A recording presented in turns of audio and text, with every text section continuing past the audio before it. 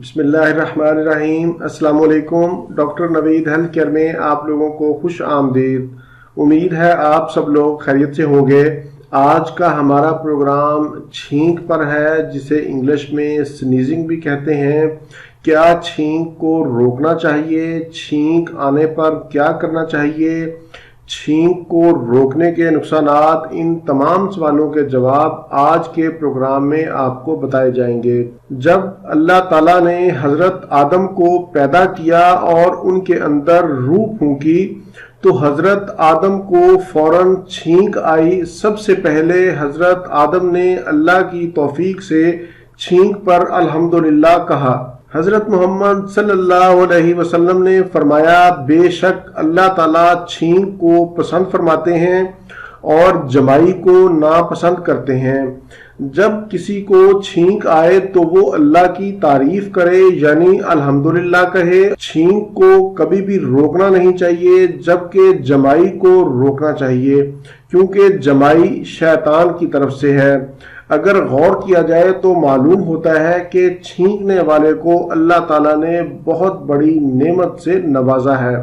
چھینک انسانی صحت کی علامت ہے، حتیٰ کہ نزلہ کے وقت اور عام اوقات میں بھی جب چھینک آتی ہے تو انسان کا دماغ، کان اور ناک کے راستے صاف ہو جاتے ہیں، سر کا بوجھ کم ہو جاتا ہے، آنکھوں میں ٹھنڈک پیدا ہوتی ہے، جسم میں چستی آتی ہے۔ دوسری طرف چھینک کو روکنا انتہائی خطرناک عمل ہے، اس سے آپ کی جان بھی جا سکتی ہے۔ چھینک بہت ہی طاقتور ہوتی ہے۔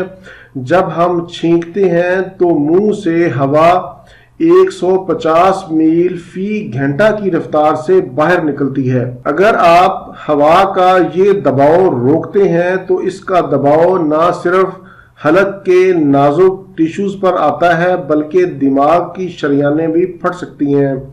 پھیپھڑے شدید متاثر ہوتے ہیں، جس کی وجہ سے آپ کی موت بھی ہو سکتی ہے۔ اسی طرح برطانیہ میں ایک شخص نے ناک اور منہ کو بند کر کے چھینک کو روکنے کی کوشش کی، جس کے نتیجے میں اس کا حلق پھٹ گیا، وہ کھانے سے معذور ہو گیا اور اس کی آواز غائب ہو گئی۔ اس لیے آپ لوگوں سے گزارش ہے کہ جب بھی کبھی چھینک آئے تو اس کو روکیں مت، بلکہ چھینک آنے پر الحمدللہ کہیں، منہ کو رومال یا ٹیشو سے ڈھانپ لیں۔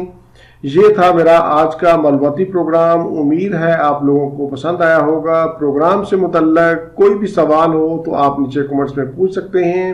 اسی کے ساتھ مجھے اجازت دیجیے، دوبارہ کسی نئی معلوماتی ویڈیو کے ساتھ آپ کی خدمت میں پھر حاضر ہوں گا۔ تب تک کے لیے اجازت، اللہ حافظ، والسلام۔